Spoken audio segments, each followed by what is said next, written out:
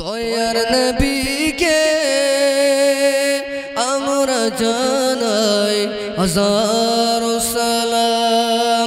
দিলের তরে নবী আমার কত ব্যথা পাইলেন, বেদিনের দেওয়া শত আঘাত দয়ার নবী সহিলেন। তাই তো তিনি আমাদের নবী রহমাতুল লিল আলামিন। দয়ার নবীকে আমরা জানাই হাজারো সালাম। এক ব্যক্তি সিরিয়ার জমিনে বসবাস করত। ওই ব্যক্তিটা কানে শুনলেন ইরাকের জমিনে আল্লাহর একজন ওলি বান্দা রয়েছে। ওই ব্যক্তিটা আল্লাহ পাকের কাছে দোয়া চাইলে আমার আল্লাহ পাক তার দোয়া কবুল করেন।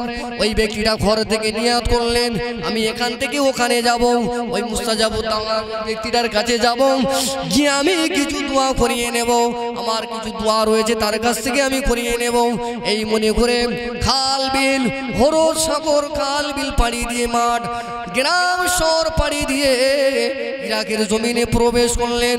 ইরাকের জমিনে পাড়ায় পাড়ায় ঘুরতে লাগলেন, ঘুরতে ঘুরতে ঘুরতে ঘুরতে এমন সময় একজন ব্যক্তির কাছে চলে আসলেন। এসে দেখেন কিনা একজন ব্যক্তি দুটো শূকরকে গোসল করায়। কোথায় পাবেন? এটাও তারিখ উত্তাবারি খুতুবাতে জুলফিকারের ভিতরে পাবেন। একজন ব্যক্তি শূকরকে গোসল করাতে, শূকর পোষা জায়েজ না জায়েজ না হারাম? কোন ক্যাটাগরি? শূকর হারাম। শূকর পোষা হারাম। শূকর সে হারাম প্রাণীকে গোসল করাচ্ছে। যে ব্যক্তিটা সিরিয়া থেকে বেরিয়ে এসেছে ওই ব্যক্তি এসে দেখছো ইরাকের জন্য, ওই ব্যক্তি ওনাকে জিজ্ঞাসা করছে বাবাজি এই গ্রামে মুস্তাজাবুদ দাওয়া বলে কোনো ব্যক্তি আছে, আপনি তাকে চেনেন? উনি বলছেন সেই ব্যক্তি তো আমি। বলে আরে আপনি সেই ব্যক্তি? এ কি করে আল্লাহর ওলি এই শূকর হারাম প্রাণী গোসল করাবে? এটা কত সম্ভব? আল্লাহর ওলিদের তো হারাম প্রাণীর সঙ্গে সম্পর্ক থাকে না। তখন বলতে লাগলেন এটা আপনার চোখে হারাম হতে পারে, এটা আপনার দৃষ্টিতে হারাম হতে পারে, কিন্তু এটা আমার কাছে জায়েজ, এটা আমার জন্য ওয়াজিব। বলে এটা আর কি করে হবে? এ আপনি কি ধরনের পীর হলেন? এ আবার আপনি কেমন ধরনের আল্লাহর ওলি হলেন? হারাম প্রাণী যেটাকে পোষাও হারাম, তার লালন পালন করাটাও হারাম, সেই প্রাণী আপনার জন্য তার সেবা করা তার গোসল দেওয়া আপনি বলছেন ওয়াজিব। অবাক হয়ে গেলেন। এমন সময় ওই ব্যক্তিটা বলতে লাগলেন ওগো আল্লাহর বান্দা শুনেন, আপনি আমার জবানের ভাষাটা বাহ্যিক শুনেছেন, কিছু বুঝতে পারেন না। এই যে দুটো শূকর দেখতে পাচ্ছেন, এই শূকর দুটো অন্য কেউ নয়, এই শূকর হলো, এই দুটো শূকর হলো আমার আব্বা এবং আমার আম্মা। এই প্রাণী দুটো হলো আমার বাপ আর মা। বলে বলেন কি? বলে হ্যাঁ এটা আমার আব্বা আর মা। আমার আব্বা এবং আমার আম্মা দুনিয়ার জমিনে এত বড় ধরনের গুনাহ অপরাধ অপকর্ম করেছে, সেই অপকর্মটা মাইকে আমি বলবো না, এত গর্জিত অপকর্ম করেছে আমার আল্লাহ পাক সহ্য না করতে পেরে আমার আব্বা এবং আম্মাকে আল্লাহ পাক শূকরে বানিয়ে দিয়েছে। সুতরাং মানুষের দৃষ্টিতে এরা শূকর সর হলেও আমার বাপ আর মা আমার বাপ আর মায়ের উপরে শরিয়াতের বিধান হলো সেবা করা ওয়াজিব। সুতরাং আমি আমার মা আর বাপকে আমি সেবা যত্ন করি। শুকর হলেও আমার আল্লাহ পাক এই মা বাপ শুকর হওয়ার পরেও আমার অন্য ভাইয়েরা সব চলে গিয়েছে, আমি সেবা যত্ন করি। এরই কারণে আমার এই আমলটা আমার আল্লাহ এত পছন্দ করে নিয়েছে। আমি আল্লাহ পাকের দরবারে দোয়া চাইলে আমার আল্লাহ মা দোয়া কবুল করে নেয়। বলুন সুবহানাল্লাহ। আমি বলতে চাইছি এটাই, মা বাপ যদি গুনাহগার হয় তার জন্য আল্লাহ পাক বুঝবে, আইন তুলে নেওয়ার দায়িত্ব আল্লাহ পাক দেন। সেই মা বাপের সেবায় জান্নাত, মা বাপের সেবায় একটু দরুদ শরীফ পড়ি। আল্লাহুম্মা সাল্লি আলা সাইয়্যিদিনা ওয়া আলা আলি সাইয়্যিদিনা। আল্লাহ নবী আমার 1 তারিখে আম্মা জান হযরত আয়েশা সিদ্দিকা রাদিয়াল্লাহু তাআলা আনহা আম্মা জানের হুজরা মুবারকে আল্লাহ নবী তাশরীফ রাখলেন। নবী আমার আম্মা জানের ঘরে যখন তাশরীফ রাখলেন, রাত গভীর হয়ে গেল। এমন সময়তে আল্লাহ নবী আমার আম্মা জান আয়েশা সিদ্দিকা রাদিয়াল্লাহু তাআলা আনহার হুজরা মুবারক থেকে উঠে গিয়ে নবী আমার গুটি গুটি পায়ে মদিনার গ্রাম শহর ছেড়ে দিয়ে নবী আমার বাইরে চলে যায়। স্বামী স্ত্রী একই জায়গায় একই বালিশে মাথা দিয়ে শুয়েছিলেন। এখান থেকে একটা বিষয় বলে যায়, আল্লাহ নবী আমার বললেন, এ আমার সাহাবীরা, ওগো আমার উম্মতেরা, আমি রাসূলুল্লাহ জানিয়ে দিয়ে দিলাম, সংসার সুখের যদি আনতে চাও, স্বামী আর স্ত্রী যদি একসঙ্গে জান্নাতি সংসার বানাতে চাও, তাহলে স্বামী আর স্ত্রী একে উভয়ের ভিতরে সালাম বিনিময় করবে। বলুন সুবহানাল্লাহ। আমরা স্ত্রীদের জীবনে সালাম দেই, তবে দু একজনা দেয় না, আবার বলা যায় না। সবাই দেয়, সবাই দেয়, সবাই সালাম বলে। এত লোক থাকতে বউকে সালাম দেব? এই হুজুর কোথাতে ধরে যারা একদিন শুনিনি বউকে সালাম দিতে, আর এখন শুনতেছি ও শুনে শুনে দাড়ি পেকে গেছে, জীবনে শুনিনি বউকে সালাম দিতে হবে। আর এই আজকের সেদিনকার ছোকরা এসে বলতেছে স্ত্রীকে সালাম দিতে হবে। শুধু হুজুরির কাছে যাচ্ছে গিয়ে শুধু মাদলি আনতেছে, বড় বড় মাদলি করে 4টে 5টা করে গলায় ঝোলাচ্ছে, বলে বেটে দাও। জানো আমার কথা ওঠে আর বসে, ওঠে আর বসে, ওঠে আর বসে, তাবিজ করতেছে। আর কিছু কিছু আছে সব ব্যবসা খুলে বসে রয়েছে। আজ আমরা কোরআনটাকে করে ফেলেছি খতমে কোরআন তেলাওয়াতের বই, আজকে আমরা কোরআনটাকে করে ফেলেছি কবর জিয়ারতের বই, আজকে আমরা কোরআনটাকে করে ফেলেছি বিবাহ বাড়ির বই, আজকে আমরা কোরআনটাকে করে ফেলেছি বাপ মা মারা গিয়েছে 4 দিন 10 দিন 41 বছরে বাৎসরিক খতম পড়ানো। এর জন্য কি কোরআন? কোরআন তো তেলাওয়াত করলে সব আল্লাহ পাক দেবেন, কিন্তু কোরআনটা কি এর জন্য? আল্লাহ পাক বললেন লিতুখরিজান নাসা মিনাজ যুলুমাতি ইলান নূর। কোরআনটাকে এই কারণে বানানো হয়েছে, কোরআন মানুষকে অন্ধকার পাপের জগৎ থেকে সত্যের জগৎ, আল্লাহ পাওয়ার রাস্তায়, জান্নাত পাওয়ার রাস্তায়, অন্ধকার থেকে আলোর পথে আনার জন্য কোরআন। বলুন সুবহানাল্লাহ। কিন্তু সেই কোরআনের আইন আমরা তাবিজের কাজে লাগাচ্ছি, সেই কোরআনের আইনটাকে সেই কোরআনটাকে আমরা খতম পড়ার বই বানিয়ে ফেলেছি, সেই কোরআনটাকে আমরা মক্তবে পড়ানোর বই বানিয়ে ফেলেছি। নবী আমার বললেন সাহাবীরা, স্বামী আর স্ত্রী, আল্লাহ রাসূল আম্মা জান আয়েশা সিদ্দিকা রাদিয়াল্লাহু তাআলা আনহা এক বালিশে মাথা দিয়ে ঘুমাতেন। বলুন সুবহানাল্লাহ। আর আজকে আমরা মেয়ের বাপ গুনে এত চালাক হয়ে গিয়েছি, মেয়ে বিয়ে দিলে, আগেকার বয়স্ক মানুষেরা যারা আছে মেয়ে বিয়ে দিলে 3টে করে বালিশ দিত, এই একটা করে বালিশ দিত।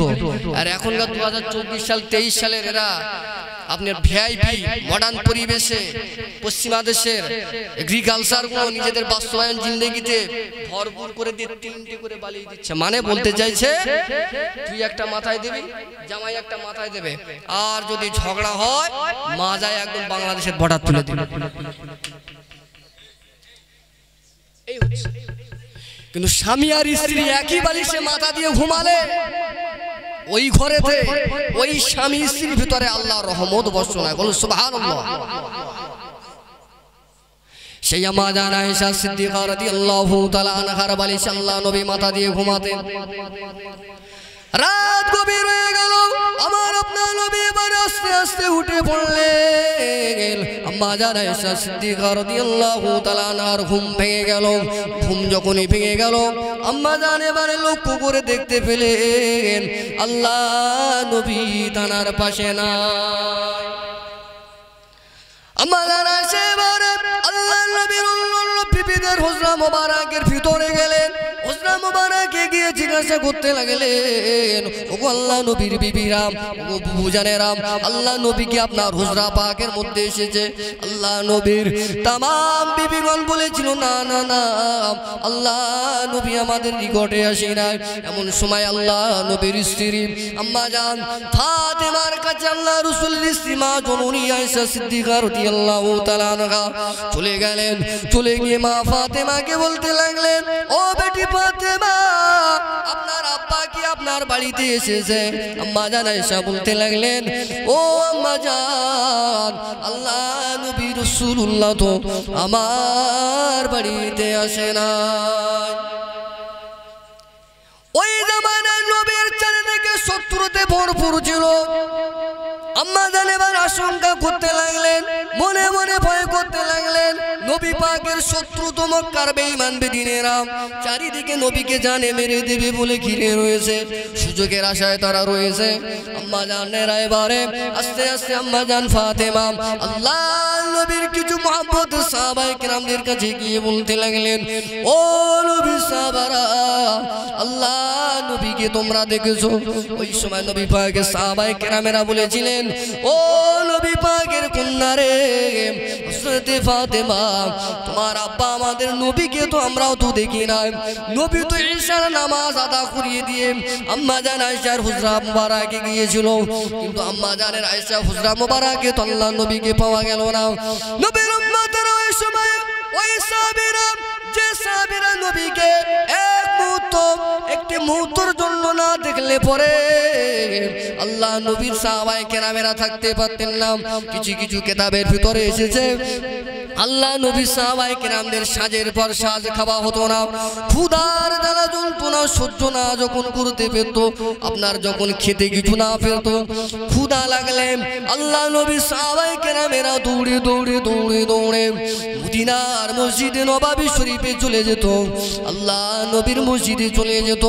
আল্লাহ নবীর মসজিদে চলে গিয়ে নবী পাকের নূরের মুখের দিকে তাকানোর সঙ্গে সঙ্গে সাহাবায়ে কেরামদের এক সপ্তাহ 2-3 দিনের ক্ষুধার জ্বালা নিবারণ হয়ে যেত। আর হুজুরে বলুন সুবহানাল্লাহ। আজকের নবী পাকের উম্মত হয়েছি, কিন্তু আজকের আমাদের ভিতরে যদি কারো বলা হয় নবীর সুন্নাত মানলে তোমার খিদা মরে যাবে, এইরকম সমাজে যদি কারো বলা হয় কেউ মানবে বলে মনে হয়? সাহাবায়ে কেরামেরা আল্লাহ নবী যখন ক্ষুধার জ্বালা সহ্য না করতে পারতো, নবী পাকের দরবারে চলে যেত। আল্লাহ নবীর মুখের দিকে তাকালে তাদের ক্ষুধার জ্বালা নিবারণ হয়ে যেত। বলুন সুবহানাল্লাহ। এই ঈমান ও রাসূলের উপর তাদের ছিল। সেই সাহাবীরা আল্লাহ নবীকে খুঁজে পাচ্ছে না, এতটুকু মহব্বত করে তারা। নবীর উম্মতেরা এমন সময়ে খলিফাতুল মুসলিমিন হযরত ওমর ফারুক রাদিয়াল্লাহু তাআলা আনহু হুজুর আমার হুজুরের কানে যখন এই খবরটা চলে গেলেন আল্লাহ নবীকে খুঁজে পাওয়া যায় না, এমন সময়তে হযরত ওমর ফারুক রাদিয়াল্লাহু তাআলা আনহু ওই সময় মদিনার পাড়ায় পাড়ায়, মদিনার গ্রামে গ্রামে, মদিনার অলি গলি মদিনার শহরে ঘাটে বাজারে মাঠে ঘাটে বাটে সমস্ত জায়গায় পাগলের মতো আল্লাহ নবীকে খুঁজতে লাগলেন, কিন্তু কোন জায়গায় আল্লাহ নবীকে খুঁজে পাওয়া যায় না। তোমার ফারুক ওই সময় ওই মদিনার যে সমস্ত ইহুদিরা ছিল নবীর দুশমন, হযরত ওমর ফারুক ইহুদিদের কাছে চলে গেলেন। ইহুদিদের কাছে চলে গিয়ে বলতে লাগলেন, ওই ইহুদিরা শুনে নাও জেনে নাও, আমি ওমর ফারুক আল্লাহ নবীর উপরে ঈমান এনেছি। ঈমান আনার কারণে আমরা আজকে দেশ ছাড়া হয়ে মদিনার জমিনে হিজরত করে চলে এসেছি আল্লাহকে খুশি করার জন্য, নবীকে খুশি করার জন্য। ভিটে মাটি ঘর বাড়ি জমি জায়গা জন্মভূমি সব ত্যাগ দিয়ে আল্লাহ পাওয়ার জন্য, নবী পাওয়ার জন্য, রাসূল পাওয়ার জন্য আমরা মদিনা হিজরত করে চলে এসেছি। সুতরাং এই মদিনার জমিনে আমার নবীকে যদি আগামীকাল সকালের ভিতরে যদি না পাওয়া যায়, এই ইহুদির বাচ্চারা শুনে নাও, আমি ওমর ফারুক আমার এই তলোয়ারের হাত থেকে কেউ তোমরা রেহাই পাবে না। ইহুদিরা ভয়ে জড়সড়, হযরত ওমর পাগল হয়ে গেলেন, আবু বকর খুঁজতে লাগলেন, तमाम সাহাবা কিরাম রাদিয়াল্লাহু তাআলা হুজুরেরা খুঁজতে লাগলেন আল্লাহর নবীকে, কোনো জায়গায় পাচ্ছেন না। ও মুসলমানেরা, এমন সময়তে হযরত ওমর ফারুক আল্লাহ নবীর মহব্বতে পাগল হয়ে গিয়ে খুঁজতে খুঁজতে খুঁজতে খুঁজতে খুঁজতে মদিনার অপর প্রান্তে একটা মাঠ ছিল, ওই মাঠেতে চলে গেলেন। ওই মাঠটুকু পার করে দিয়ে একটা পাহাড় রয়েছে, ওই পাহাড়টা তৎকালীন জামানায় ছিল, কিতাবের ভিতরে যে পাহাড়টার নাম এসেছে জাবালে সালা পাহাড়। ওই পাহাড়ে হযরত ওমর ফারুক পাহাড়ের নিচে গিয়ে আল্লাহ নবীকে খুঁজতে লাগলেন, পাহাড়ের চতুর্পাশে আল্লাহ নবীকে খুঁজতে লাগলেন। কোনো জায়গায় নবীকে পাওয়া যায় না, কোনো জায়গায় পাওয়া যায় না। এমন সময় হযরত ওমর ফারুক রাদিয়াল্লাহু তাআলা আনহুর চোখেতে ধরা পড়ে গেল, একজন রাখাল ওই পাহাড়ের নিচেতে কিছু দুম্বা মেষ বকরি ছাগলগুলো নিয়ে ওই পাহাড়ের নিকটে পাহাড়ের নিচে বসে ঘাস খাওয়ায়। হযরত ওমর ফারুক ওই সময় ওই ব্যক্তিটা রাখালের কাছে গেলেন, রাখালের কাছে গিয়ে বলতে লাগলেন, ও আল্লাহর বান্দা ভাই রাখাল রে, আমি তোমার কাছে জানতে চাই, এই জায়গাতে আমাদের নবী আমাদের জান, আমাদের ঈমান, আমাদের নেতা, আমাদের সৈয়দ, আমাদের নবীকে কি তুমি দেখেছো? আমাদের নবীর নাম হলো এই। ওই সময় রাখাল বলেছিল, আল্লাহ পাকের বান্দা, কি আপনার পরিচয় আমার জানা নাই, কে আপনার নবী সে পরিচয় আমি জানি না, কে আপনাদের নবী আমি রাখাল জানি না। আমার কাজ হলো প্রতিদিন এই পাহাড়ের নিকটে এসে আমার মালিকের গোলামি করা, অর্থাৎ ছাগল আপনার মেষ দুম্বা গুলো চারণ করা। সুতরাং আপনাদের নবীকে আমি খবর বলতে পারবো না, তবে একজন ব্যক্তি আমি দেখেছি ওই জাবালে সালা পাহাড়ের উপরে থেকে একজন ব্যক্তি এমন ভাবে কাঁদে কাঁদে কাঁদে, তার কান্না শুনে আমার এই প্রভা চতুষ্পাদ জন্তু জীব জানোয়ার গুলো, ছাগল উট দুম্বা গুলো, ওই ব্যক্তির কান্না যখন শুনতে পায়, এই জানোয়ার চতুষ্পদেরা কেউ যদি ঘাস খায়, ওই ঘাস গালে করে নিয়ে ঘাস খাওয়া বন্ধ করে দিয়ে ওই কান্নার সঙ্গে কান্না মিলিয়ে দেয়, এই জানোয়ারদের চোখের কোনায়ও পানি আসে। তবে ওই ব্যক্তি আপনাদের নবীকে আমি বলতে পারবো না, তবে ওই জায়গায় একজন ব্যক্তি কাঁদে, ওখানে গিয়ে আপনি খোঁজ করতে পারেন। নবী আমাদের জন্য কতটুকু কেঁদেছে, জন্ম থেকে নিয়ে দুনিয়ার জমিনে যতদিন হায়াতে আল্লাহ রাসূল, আমরা মাসলাকে মুজাদ্দিদ জামান দাদা হুজুর পীর কেবলা রহমাতুল্লাহ আলাইহির মাসলাকের মানুষ, আমাদের নবী হায়াতুন নবী, এর উপরে আমরা আকীদা রাখি, আমাদের ঈমান, তাই তো নাকি? একজন বলছেন কেন, সবাই বলেন না, এখানে আমার সব বিভিন্ন রকম আছে, একই তো সব, তাহলে কথা বলছেন না? আমাদের নবী হায়াতুন নবী, এর উপরে আকীদা রাখতে হবে আমাদেরকে। আজকের বাংলাদেশের সব হুজুরদের সব এই সোশ্যাল মিডিয়াটা বর্তমানে 3 ভাগের 2 ভাগ, সোশ্যাল মিডিয়াটা 3 ভাগের 2 ভাগ দখল করেছে আহলে হাদিসরা, অর্থাৎ যারা নিজেদেরকে আহলে হাদিস বলে দাবিদার করে। দাড়ি চাচা, কোট পরা, টাই পরা, এরা ওখান থেকে বসে বসে শুট পরা ফতোয়া মারে। আর সেই ফতোয়াগুলো আমাদের এই এলাকার ছেলেগুলো, এরা অধিকাংশ সব বাংলাদেশের ফলোয়ার, বলো অমুক মিশর থেকে পড়ে এসেছে, কায়রো থেকে পড়ে এসেছে, মদিনা ইউনিভার্সিটি থেকে পড়ে এসেছে। কি হয়েছে? আরে পড়ে এসেছে তো কি হয়েছে? ঘোড়া ডিম হয়েছে। মানে ইংরেজি বলে, আর ইংরেজি কি শরিয়াত? কথা বলছেন না, ইংরেজি কি শরিয়াত? ইংরেজি একটা ল্যাঙ্গুয়েজ, আপনি সেটাকে শিখতে পারেন। এই ইংরেজি বলা মানে যে বিশাল জ্ঞানী এটা নয়, ওটা একটা ভাষা। হিন্দি একটা ভাষা, উর্দু একটা ভাষা, ফার্সি একটা ভাষা, মারাঠি একটা ভাষা, তেলেগু একটা ভাষা, এইসব ভাষা, পাঞ্জাবি একটা ভাষা, উড়িয়া একটা ভাষা, কিছু কম বেশি 350-র উপরে ভাষা আছে। তা ইংরেজিতে কথা বললো মানে বড় হুজুর হয়ে গেল। তারা সেখান থেকে বলছে কবর জিয়ারত বিদআত, শবে বরাত বিদআত, শবে মেরাজ বিদআত, আখিরি টোর পড়া যাবে না, এটা করা যাবে না, সেটা করা যাবে না। তো যাবেটা কি নিয়া? যাবেটা কি? সময় পেলে পরে এই বিষয়টা আমি একটু বলে যাব ইনশাআল্লাহ। যেটা আমার আলোচনা প্রিয় নবী সাল্লাল্লাহু আলাইহি ওয়াসাল্লাম খুঁজে পাওয়া যাচ্ছে না। গুটি গুটি পায়ে হযরত ওমর ফারুক রাদিয়াল্লাহু তাআলা আনহু হুজুর আমারে বারে আস্তে আস্তে জবালে সালা পাহাড়ের উপরে উঠলেন। জবালে সালা পাহাড়ের উপরে উঠে আল্লাহ নবীকে খোঁজ করতে লাগলেন। জবালে সালা পাহাড়ের বিভিন্ন গুহার ভিতরে ঢুকে ঢুকে ঢুকে ঢুকে দেখতে লাগলেন, কোন জায়গাতেও আমাদের নবীর পাওয়া যায় না। ও নবীর আশিকেরা, নবী পাকের উম্মতেরা, হযরত ওমর ফারুক গোটা জবালে সালা পাহাড় তল্ল তল্ল করে খুঁজতে লাগলেন, কোনো জায়গা পেলেন না। এমন সময় হযরত ওমর ওই জবালে সালা পাহাড়ে দাঁড়িয়ে দাঁড়িয়ে নবীকে না পেয়ে পাগলের মতো কাঁদতে লাগলেন। আরে আমাদের নবীকে কি আমরা আরো খুঁজে পাবো না? কাঁদতে লাগলেন। এমন সময় হঠাৎ করে ওমর ফারুকের কানেতে জবালে পাহাড়ের চূড়া থেকে শত উপর থেকে আল্লাহর নবীর কান্নার আওয়াজ ভেসে আসে। হযরত ওমর ফারুক এবারে জবালে সালা পাহাড়ের চূড়াতে চলে গেলেন।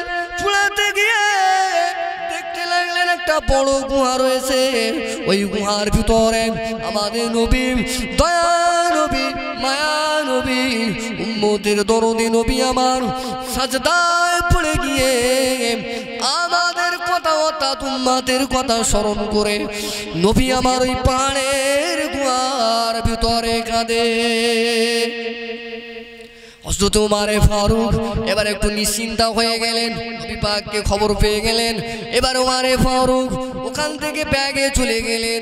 যেতে যেতে মনে মনে ভাবতে লাগলেন, নবী পাক সাহাবায়ে কেরামেরা হয়রান হয়ে যাচ্ছে, আল্লাহ নবীকে খুঁজে পাচ্ছে না। মদিনার জমিনের দিকে চলে আসতে লাগলেন। মদিনার জমিনে চলে এসেছে।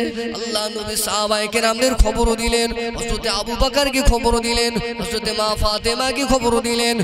এই সমস্ত সাহাবায়ে কেরামদেরকে খবর দেওয়ার পরে আল্লাহ নবী সাহাবী হযরত ওমর আম্মা জান ফাতেমাকে সঙ্গে নিলেন, হযরত আবু বকর এবং হযরত উসমানকে সঙ্গে নিয়ে ওই জবালে সালা পাহাড়ের দিকে চলে গেলেন।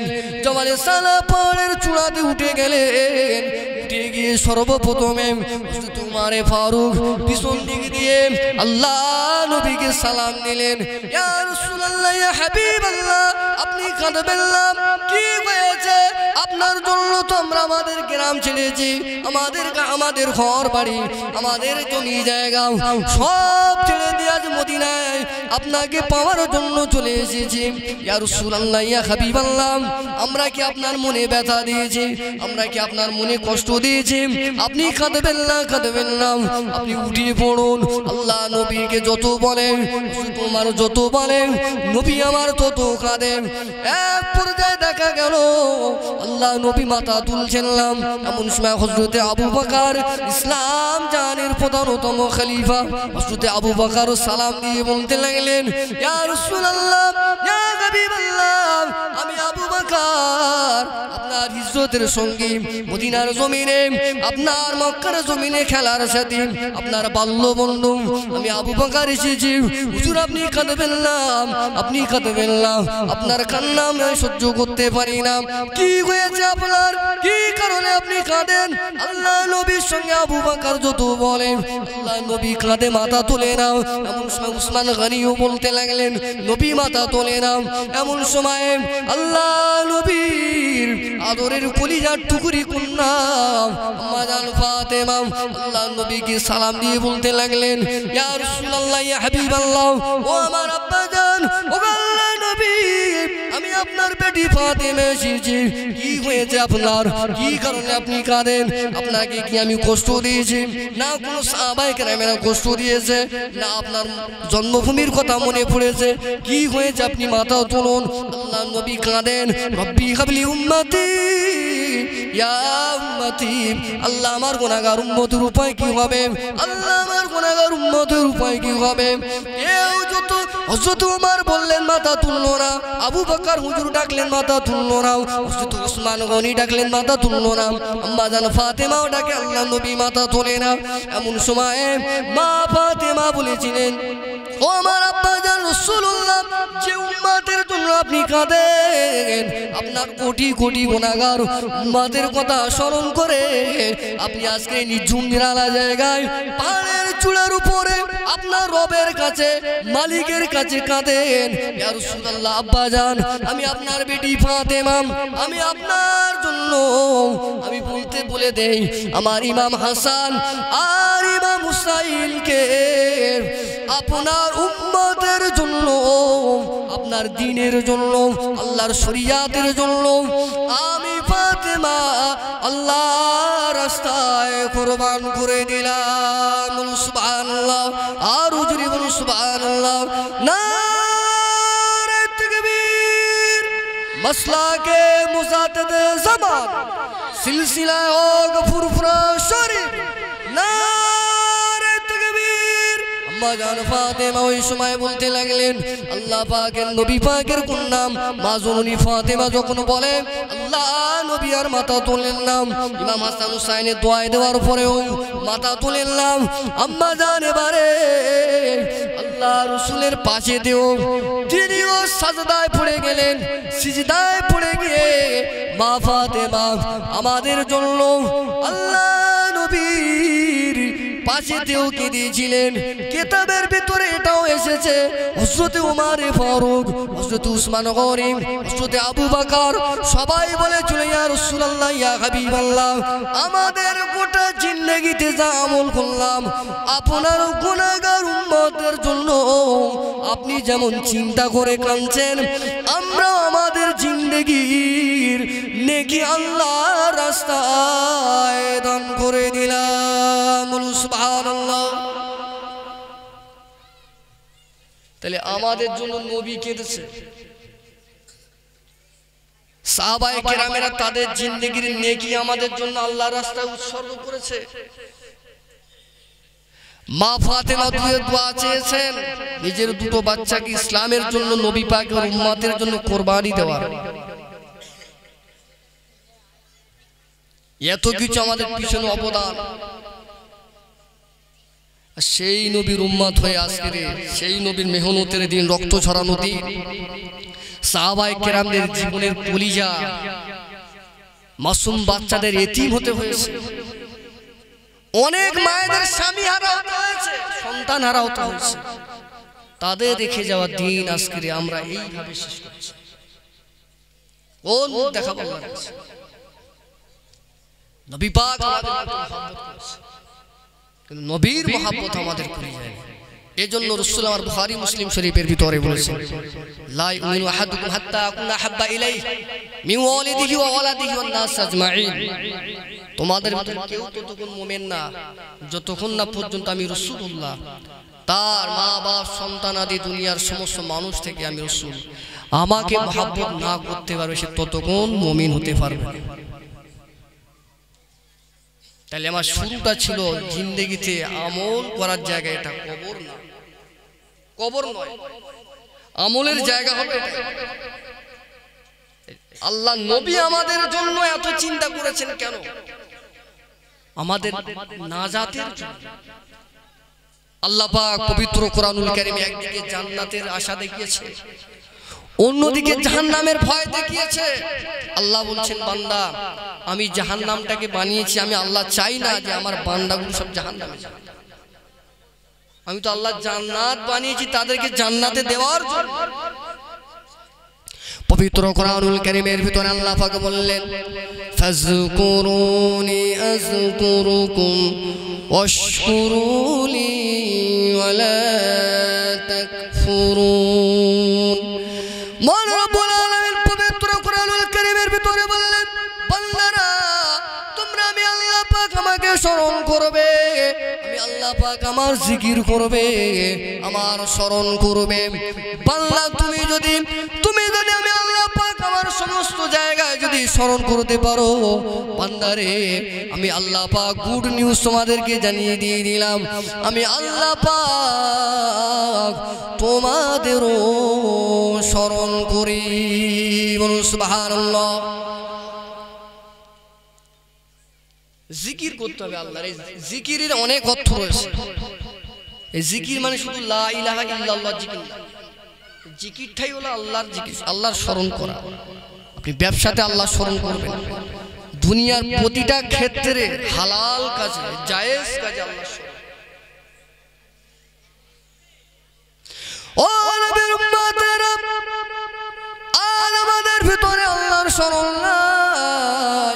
আল্লাহ পাক পবিত্র কোরআনুল কারীমের ভিতরে অন্য জায়গায় বললেন, বান্দা বান্দিরা দুনিয়ার জমিনে তোমরা যদি আমি আল্লাহ পাক, আমার হাদিসে কুদসির ভিতরে এসেছে আল্লাহ পাক বললেন, তোমরা যদি আমার হয়ে যাও আমি আল্লাহ পাক তোমাদের হয়ে যাব। আর আমি যখন তোমাদের হয়ে যাব, গোটা দুনিয়ার শক্তি যদি একদিকে থাকে, আমি আল্লাহ পাক তোমাকে জানিয়ে দিয়ে দিলাম, তুমি আমার পথে চলার কারণে, আমার হয়ে যাবার কারণে গোটা দুনিয়ার সব শক্তিকে আমি আল্লাহ অকেজ করে দেব। সুতরাং আমাদের নামাজি আমাদের নাম্বার 1 আজকের এতগুলি আলোচনার ভিতরে নামাজ। 2 নাম্বার মায়ের সেবা, মা বাপের সেবা, আল্লাহ পাকের আমল, নবী পাকের ইতাআত, আল্লাহ রাসূলের পরে মা বাবা। আল্লাহ এবং রাসূলের পরেই যার স্থান হলো মা আর বাবা। আজকে আমরা কি করি, মা বাপের ভাত দেই না, কিন্তু হুজুরের হাতে 500 টাকা করে মশলা করি। মাকে ভালো করে মা বলে ডাকি না, হুজুরের জন্য গ্রাম থেকে ভেটকি মাছ নিয়ে যাচ্ছে। বাপকে ভালো করে আব্বা বলে ডাকি না, শ্বশুরকে আব্বাজি বলি। আপনি শ্বশুরকে আব্বাজি বলেন, শাশুড়িকে আম্মাজি আপনি বলুন, কারণ তারাও আপনার এক আত্মীয়, তার সূত্রের মা। আত্মীয় কয় প্রকার? 3 প্রকার আত্মীয়। 1 নাম্বার আত্মীয় হলো আব্বা, দাদু, চাচা আর ফুপি। এরা হলো 1 নাম্বার কোয়ালিটির আত্মীয়, নাম্বার 1। এদের সঙ্গে সেট করা যাবে। 2 নাম্বার স্ত্রী হলো মা, নানা নানি, মামা, খালা। এরা হলো 2 নাম্বার। 3 নাম্বারে রয়েছে স্ত্রী, শ্বশুর শাশুড়ি, শালা শালি। কিন্তু আমরা মানি কাদের? প্রথম দুটো বাদ, 1 2 বাদ। আর তিনটা আমরা মানি। মানে স্ত্রীর লোক তুললে খুব আমাদের কষ্ট খাতির, মা বাপের আমরা ভাত খাবার দেই। নবীর উম্মতেরা মাসালার কিতাবের ভিতরে এসেছে দুনিয়ার কোন পীরের যদি আপনি কথা যদি না শোনেন আপনি জাহান্নামী হবেন না। আপনি যদি কোন আলেমের দেওয়া একটা হুকুম যদি না মানেন আপনি জাহান্নামী হবেন না। কিন্তু যদি আপনি আপনার মাকে যদি কষ্ট দেন, মাকে যদি আপনি জ্বালা যন্ত্রণা দেন, আপনার আব্বাকে জ্বালা যন্ত্রণা দেন, আল্লাহ নবী হাদিস পাকের ভিতরে বললেন মা জান্নাতুকা ওয়া নারুক, তোমার পিতা তোমার মাতা তোমার জন্য হলো জান্নাত, তোমার জন্য জাহান্নাম।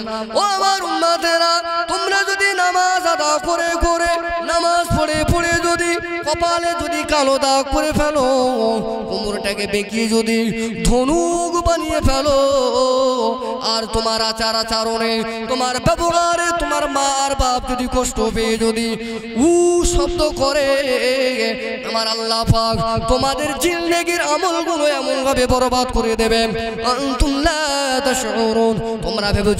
তোমরা ভেবেছো বহু আমল করেছি, বহু নামাজ পড়েছি, হজ করেছি, যাকাত দিয়েছি, দান সদকা করেছি, আপনার গ্রামে বহু আমল করেছি।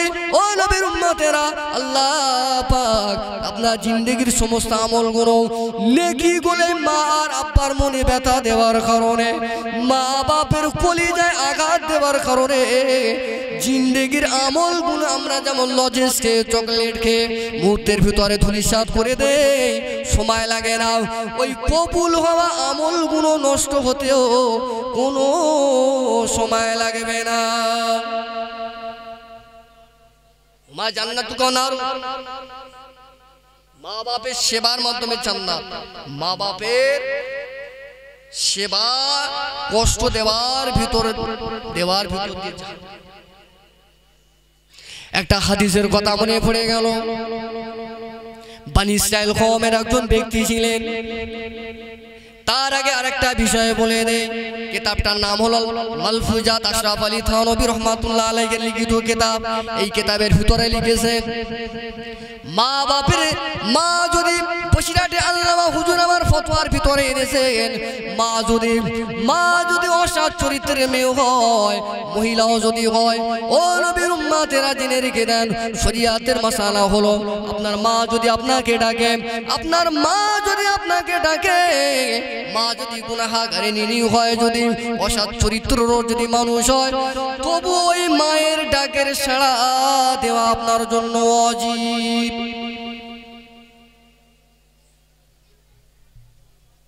আপনার মা গুনাহ করছে, মা যদি দেহ ব্যবসার নারী হয়, এর জন্য আল্লাহ বিচার করবে। কিন্তু সন্তান হিসাবে ওই মাকে মা বলতে হবে, ওই মাকে সেবা করতে হবে। হ্যাঁ, আপনি কোরআন হাদিসের থিওরি দিয়ে মাকে ওই অপকর্মের জন্য প্রতিবাদ করবেন। কোরআন হাদিসের মাপকাঠি দিয়ে যেন মা না কষ্ট পায়। আল্লাহ কোরআনে বলেছেন মায়ের সেবা করার কথা, আবার আল্লাহ কোরআনেও নিষেধ করেছেন মায়ের কথা শোনা যাবে না। এ লাইন আলাদা। কিন্তু সন্তানের উপরে যে মা বাপের প্রতি যে কর্তব্য রয়েছে, সেই আজকের এই সমাজ ধ্বংস হবার পিছনে 5টা কারণের ভিতরে মূল কারণ হলো বাপ মা খারাপ। আর এই বাপ মা খারাপ বলে আজকের আমাদের এই সমাজে বড় পীর সাহেব হুজুরের মতন সন্তান আসে না। বাপ মার কারণে আমাদের এই সমাজে মুজাদ্দিদুল জামান দাদা হুজুর পীর কেবলা রহমাতুল্লাহ আলাইহির মতন সন্তান আসে না, 5 হুজুর কেবলার মতন সন্তান আসে না। ভালো ফসল নিতে গেলে জানতে হবে ভালো জমি, প্রথমে ভালো জমিন, তারপরে ভালো চারা। ভালো জমিন আমাদের আশরাফ আলী থানভী রহমাতুল্লাহ আলাইহি মালফুজাতের ভিতরে এনেছেন। তৎকালীন জামানায় ইরাক নামক একটা দেশ এখনো রয়েছে, ওই ইরাকে একজন আল্লাহর ওলি ছিলেন, যিনি ছিলেন মুস্তাজাবুদ দাওয়া। মুস্তাজাবুদ দাওয়া ওই ব্যক্তিটাকে বলা হয় যে ব্যক্তিটা আল্লাহর দরবারে দোয়া চাইলে আমার আল্লাহ পাক তাদের দোয়া সরাসরি কবুল করে নেন। বলুন সুবহানাল্লাহ। তাকে বলা হয় মুস্তাজাবুদ দাওয়া। আজকের এই সমাজে কমা চলছে।